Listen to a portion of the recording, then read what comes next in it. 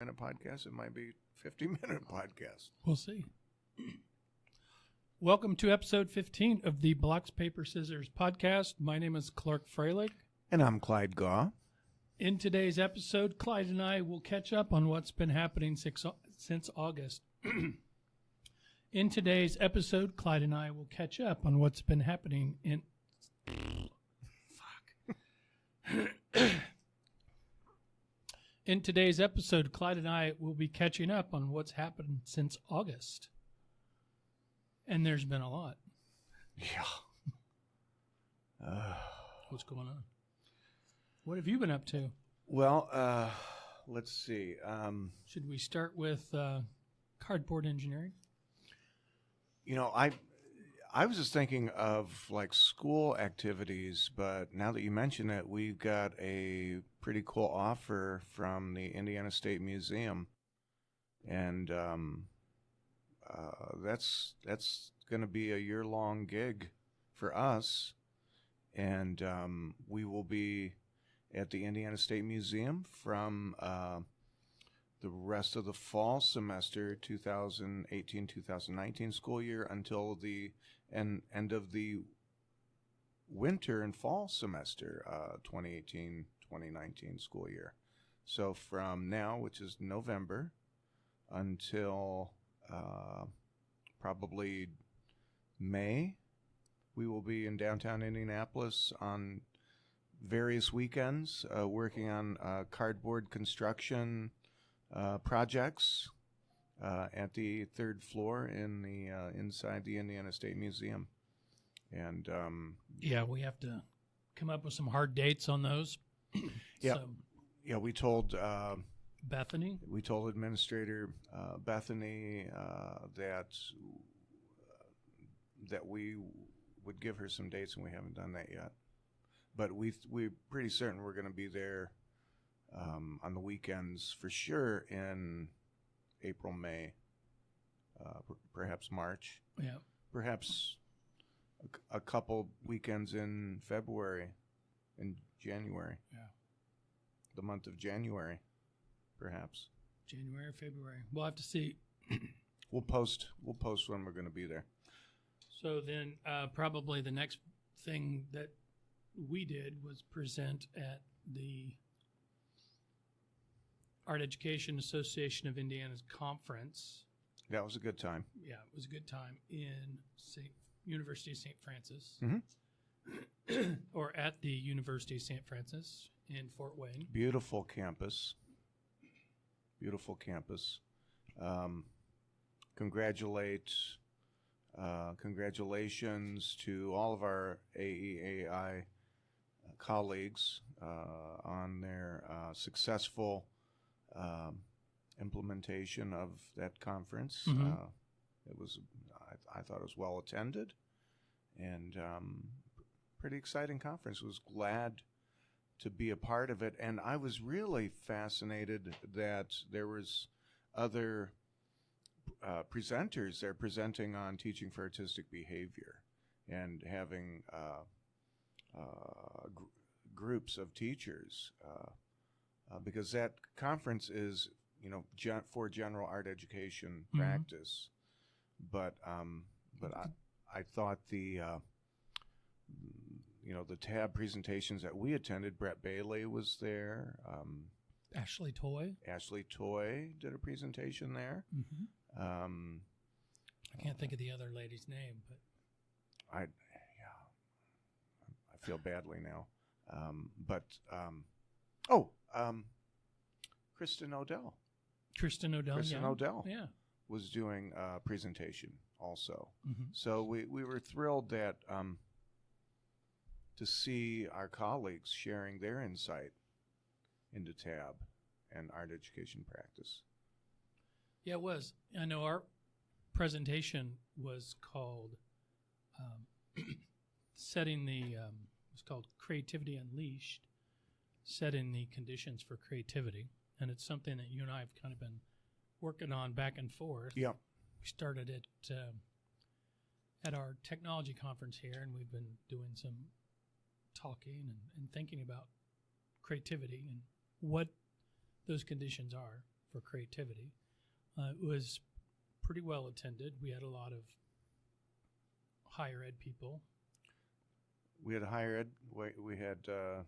I know we spoke to Dr. Michael Prater From Ball State. From Ball State was there, and some other art teachers. I don't know who, but the room was, we had a good room of folks, and so the conditions for creativity, and I know we have we listed 7 of them at the time, I believe, but I think there are more that you could probably drum up. But I think 7 important conditions. And they go back and forth. I mean, sometimes you'll think of one and it'll fold into another. So those that we listed were, I know one of them was autonomy. Yes. You can't really become an agent of your own ideas if you don't have autonomy. Thinking about what it means to be an independent operator and to be able to convey your own ideas, you have to have autonomy. And so providing the a long, I don't want to say, I was going to say a long leash, like children or dogs. Providing a large space is important. Providing space. Then again, knowing your kids, knowing their capabilities, because a K-12 setting is kind of and I've said this, and forgive my use of this term, but schools are kind of a strange place. And I say strange in that children outside of schools have all the rights as most other citizens in the United States. But once they go into a K-12 institution, their rights are diminished.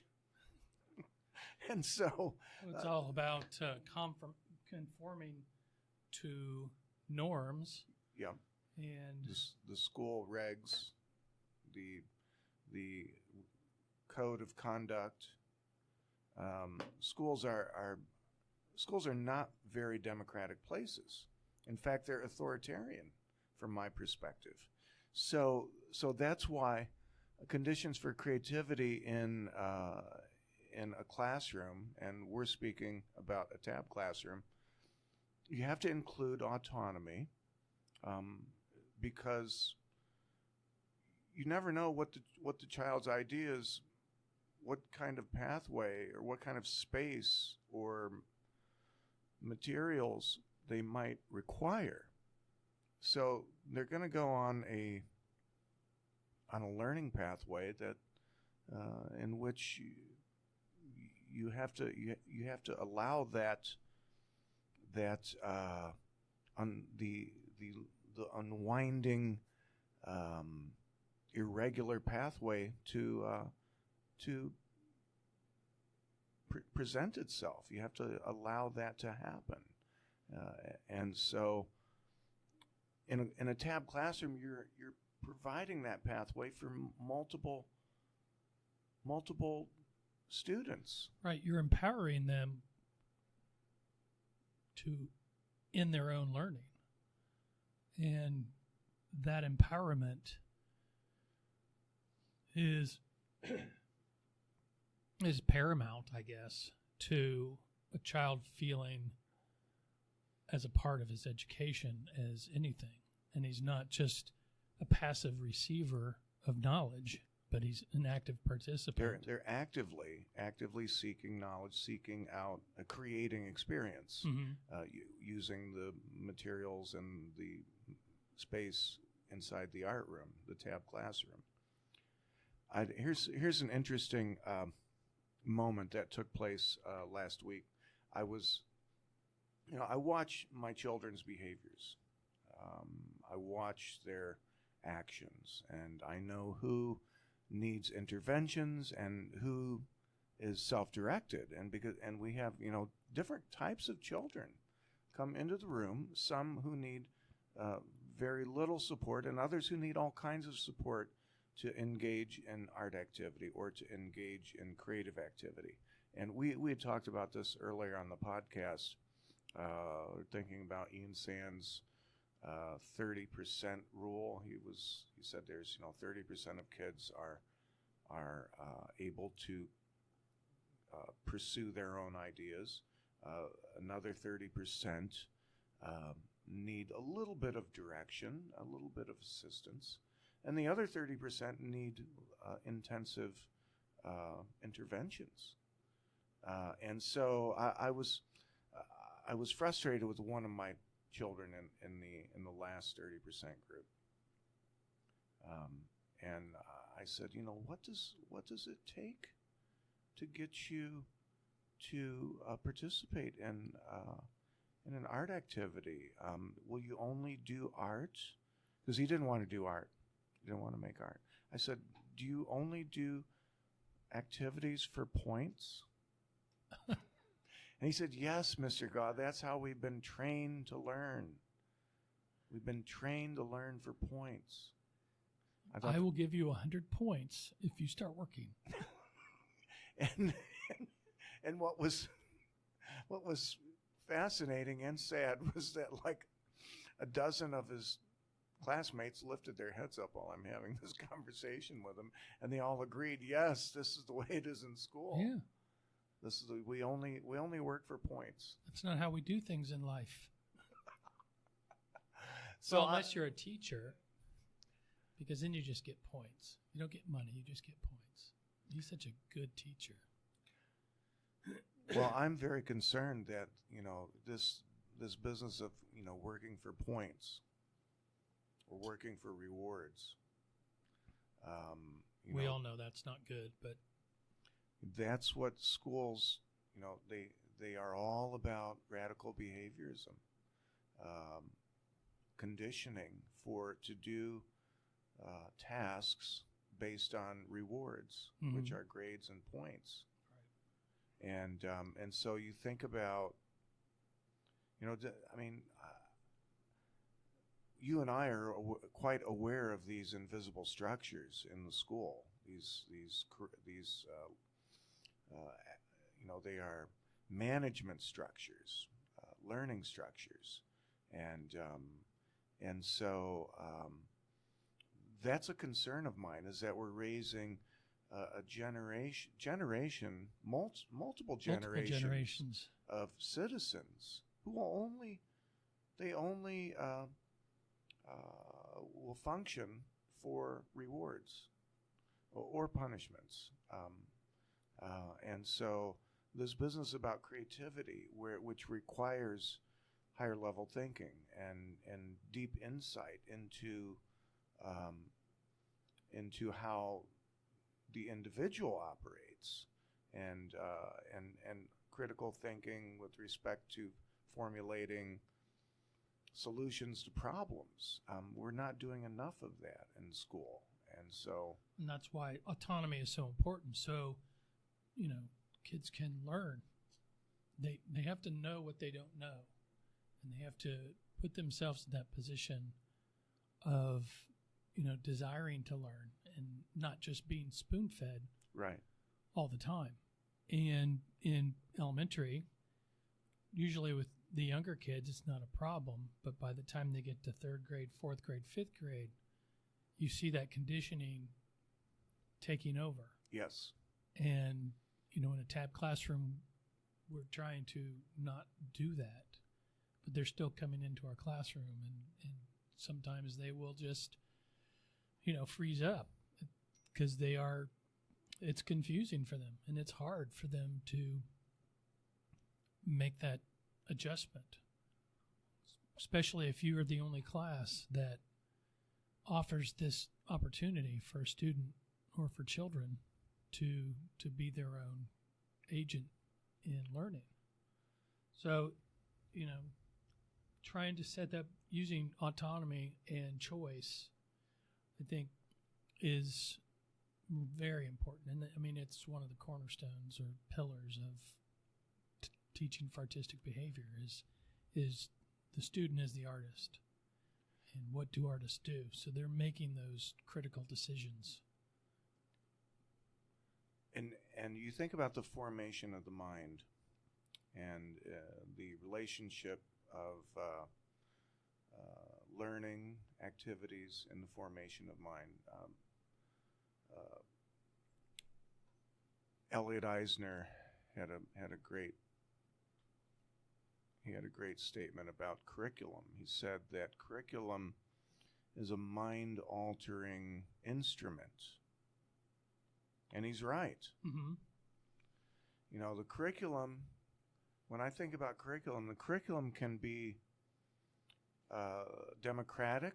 It could be where the child and the teacher are sharing power in and negotiating how the learning activities and how the learning experience is going to go forward.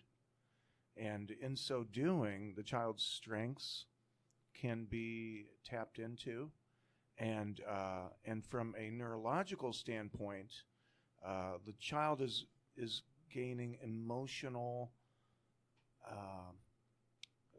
They're gaining. They have an emotional say. I have to edit that out. Well, let me check something. I've got to keep getting dings here. Such an important person.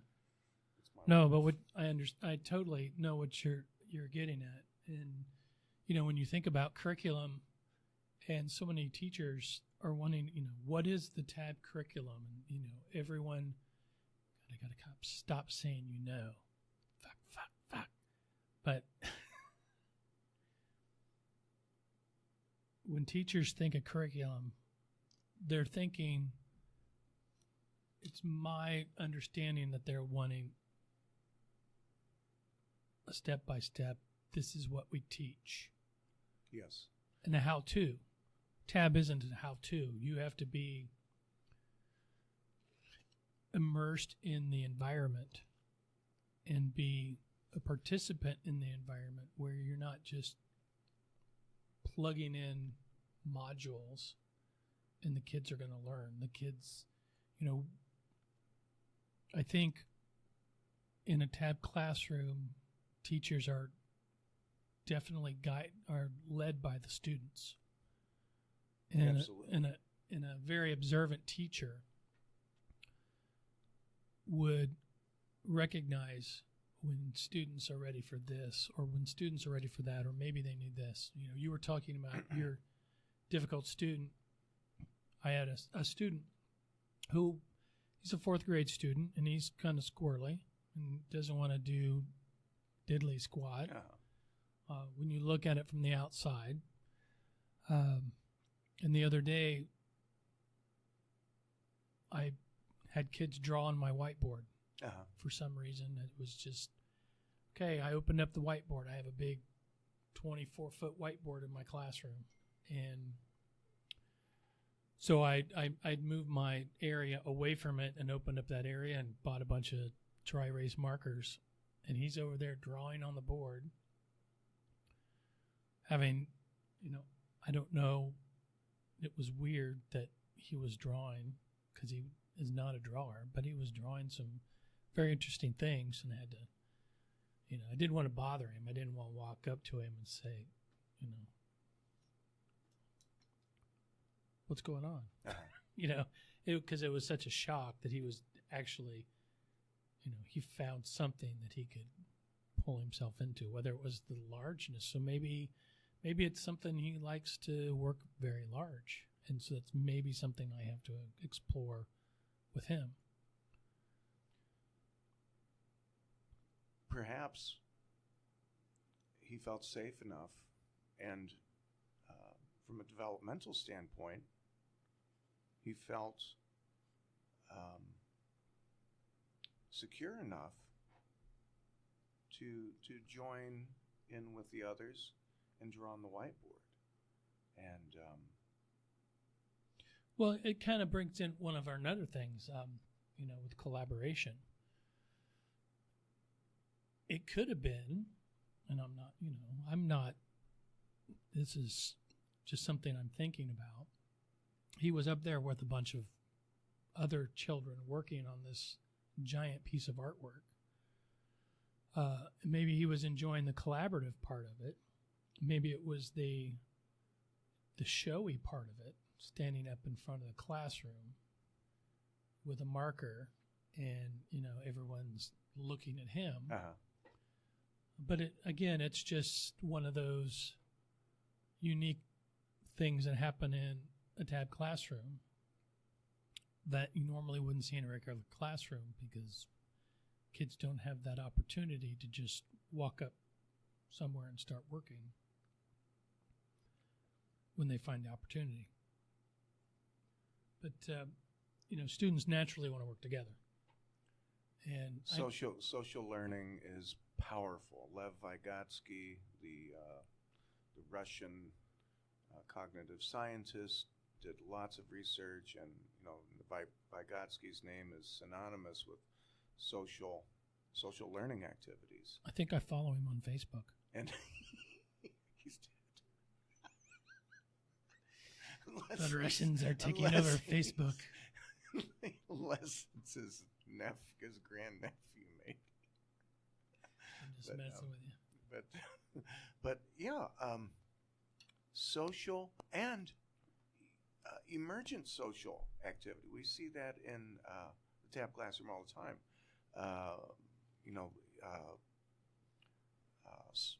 Creativity, creative activity, swarm creativity, involving multiple children, multiple artists.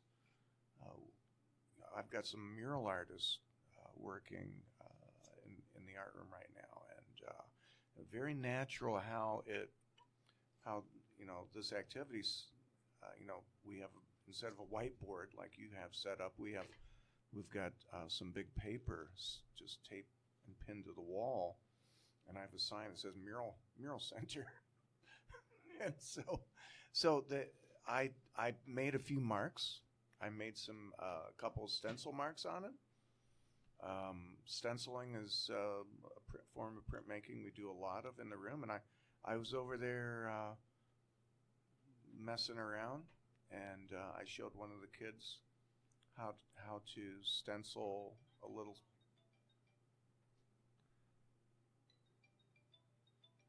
Sorry about that. That's all right. I showed one of the kids how to stencil, and on the mural, and pretty soon there were 4 kids working on the mural, and now they've been devoting most of their class time. The past 6 class times they've been working on it all together, and the camaraderie, the unity that they experience working together on this mural, and it's kind of like an abstract, kind of like a map, almost like your kid's battle map. Only this one is it's got like a Christmas theme to it. They also feel safe doing that, as opposed, when they're with somebody else, it kind of softens the expectations from them, maybe. I know in elementary, when we talk about artwork and artwork for the art show, kids are always asking, can we do it with somebody else? And we're sure, because maybe that's how that's their invitation to create. And I know you and I have talked about some of the, most creative times that people have is usually in like art school, because you're surrounded by other creative people, very highly creative people in that environment. It's just a very creative environment, and it pushes people into other areas, enlightens them in other areas. It takes a lot of the pressure off. The tab classroom does a lot to take pressure off of kids. I surveyed my kids a couple months ago. I asked them, I said, what changes would you like to see in the room? Do you want me to give you more demos with longer instruction? No, Mr. Gosh. No, they said. Just shut up and leave us alone. That's exactly what they said. No, it's perfect. We like the little 5-minute talks. We like our time. What was really remarkable was they were talking about stress. They're talking about stress that they experience from the regular school day, Mm-hmm. and how important their art time was to them, and the fact that I respected them if they chose not to work on art for that particular class time, which everything in our room is very consensual. In fact, I have the room is geared up for art making, but I make it clear to the kids that your only requirement in my room is to turn in your portfolio monthly and to show me your progress on whatever art projects you're working on. And I have found that is the most satisfactory arrangement that I can come up with to meet the demands of the state and the needs of the children. And schools will say we want our school to be relevant to the needs of children. Well, I mean, if you say you're gonna provide opportunity for relevance, then you have to give them autonomy so that the children are equal partners in the learning that goes down. Otherwise, children feel the beat down. They feel the grind. The grind, yes. It's just constant, almost harassment. Grades, assignments, got to turn it in on time. It's the most silly thing I ever heard of, getting grades for practice. But I digress. No, you don't digress. Those are the conditions we live in, and we know where, we could just, the elephant in the room is, of course, the fact that the school has to meet the data requirements of the state. And that's what powers curriculum But in the school is more than just data. It's learning is emotional. Learning is when you're dealing with a human being, and the emotional in the where am I going with this? We're dealing with the whole child, right, socially and emotionally. The mind is more than just the cognitive side of the mind. The mind, you have to include the emotional realm of the individual. They're interconnected. But schools don't do that. Schools, and they're, as you and I always say, they're either running to you or running away from you. Yes. And we try not to let that data piece get in the way. And right. So many teachers, art teachers, are hell-bent on getting a grade. Yeah. And, I honestly can't figure out how in the world are you going to grade a 7-year-old's artwork. Johnny, your or drawing even, is worth a C. Or, I remember being in, art class when I was in 6th grade and getting letter grades and thinking, why is this one any better than the other one? Or when I was in 9th grade and my teacher didn't like my drawing because it was dark. So he thought I was on drugs. Was it a Halloween themed drawing? No, or? it was just kind of dark. It was, I don't know. Maybe it was. You were into dark It atmospheres, had, well, I perhaps. think most high school kids are trying to find themselves and experimenting with a lot of different ideas. And I was just thinking of something that was on the darker side, and he didn't appreciate it.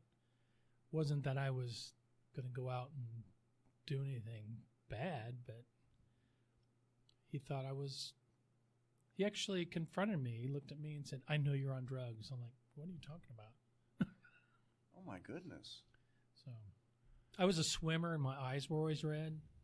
So it's from the chlorine. And because of your drawing, you thought that you were on drugs. Oh yeah.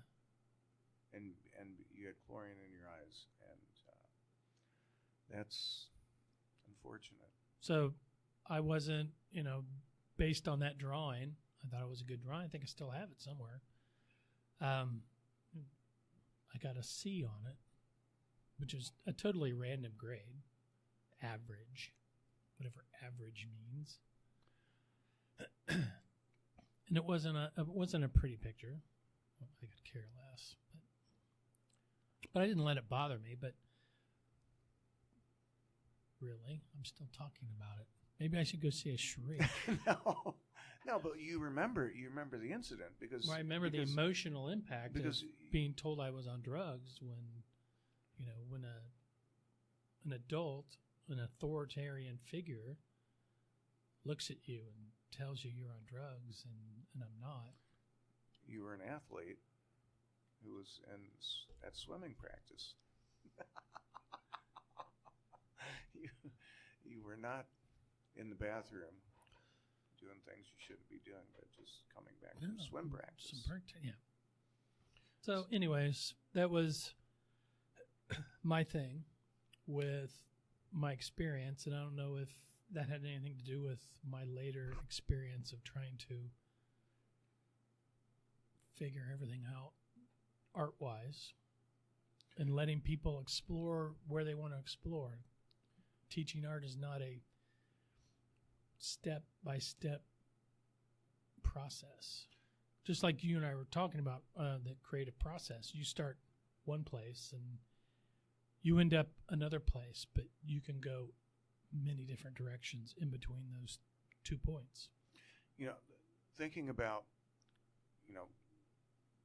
different art techniques with materials. I mean, you mentioned step-by-step process.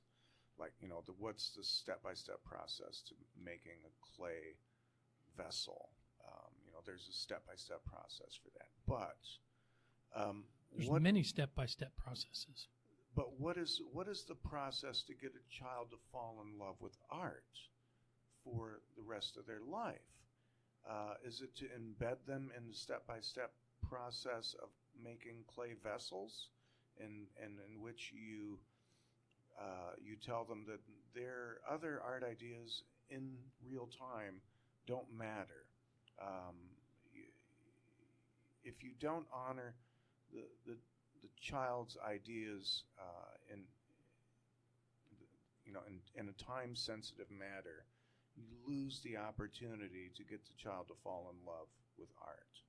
And that has been my main teaching goal throughout most of my career, especially since I've been working with TAB curriculum practice, is to get children to fall in love with art and art making. So in order to do that, we have to respect their capacity for generating ideas, recognizing that ideas are time sensitive, and providing them with autonomy to explore and experiment with the realization of those ideas. So thinking about Kathy Douglas's her learning goals for her students, and I think I've memorized them, but let me see. The children can have an idea. They can come to class with an idea. Children can gather up the materials to begin to realize the idea. That's the second part, gathering up the materials. The third step is exploring and expressing the ideas with the art materials. Including mistakes. The child can then determine when they are done. Now, that part of the process of Kathy's process, the child can determine when they're done, and the teacher can also have a little bit of input too, and make suggestions. And that's what I do. What do you think if you might feel like you're done, but what if you did this or that to your work? Do you think maybe that might enhance the work? As long as kids have a choice in making that decision. I don't, because I do the same thing. Yeah. I'll say, well, what would happen if you did, what do you think might happen if you tried this or if you did this? Yeah. And they'll either be open to it or they're done with it. Yes. And then sometimes I'll even say, why don't you just put it away for a day or two? Yeah. And then come back. Because a lot of times they'll come up and they're asked, is this done? And they haven't learned how to know when something is done. So Yes. they're always looking to the teacher to say, is this done? And then the teacher makes a judgment based on neatness usually, or something like that. Adult ideas related to Right. art, which we have to avoid. You have to learn to avoid as a teacher, to let go of your adult values, adult judgments on children's art. But the other learning goals stated by Kathy are, the child, after they determine when their art is finished, including the negotiations with the teacher, then the child can put their materials away. They can learn to take care of their workspace, and the child can reflect on what just happened and what's next. What's next? So I look at that. I look at Kathy's learning goals. I think they're just brilliant. It's like a feedback loop, and if you get children to love that process, it continues. It's a process that they will remember, because it's emotionally connected, and we know that anytime learning is connected to emotions, it will stay with you for a long time. Yeah, if you're interested in those, there's a file on the Tab Educators file section, and I think it's called, I can't remember. I'll let you know in a minute. I'll have to check it out. I made a poster of it. Oh, Someone was asking Kathy about it, and I had already made something similar, and I just put it on a piece of a big poster and shared it with everyone. I'll have to check those files out. I can always go back, and I like to look at files, and I like to steal from you and steal from other people. Like I steal from Kathy and Diane and I think that's one nice thing everybody about else. Tab teachers is they're very open to sharing Yes, what works in their we classroom, and it's always open to modification as long as we're properly noting where the original idea came from. Absolutely. Yeah, Tab teachers are very generous. And we like to, because, just like anything else, just like any teacher, we get stuck, we have our own blind spots, and sometimes someone will do something that we might not even thought about. I think there's a video I share with my kids. It's called, it's something to do with it's new to me, or I can't remember the name of it, but it's about your ideas and how you incubate ideas. So you're used to having those ideas, and then you're afraid to share them because you think everybody has those ideas. Until someone says, wow, that's genius. I never thought of that before. And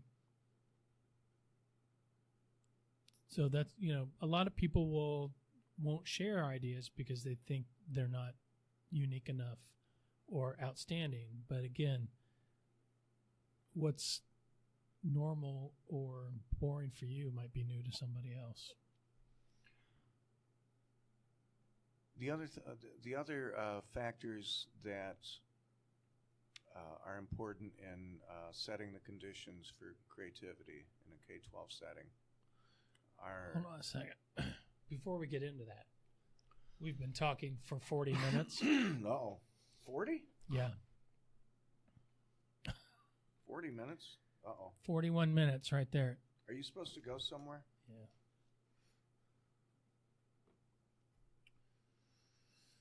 Yep. So let's say All right, so you think we should...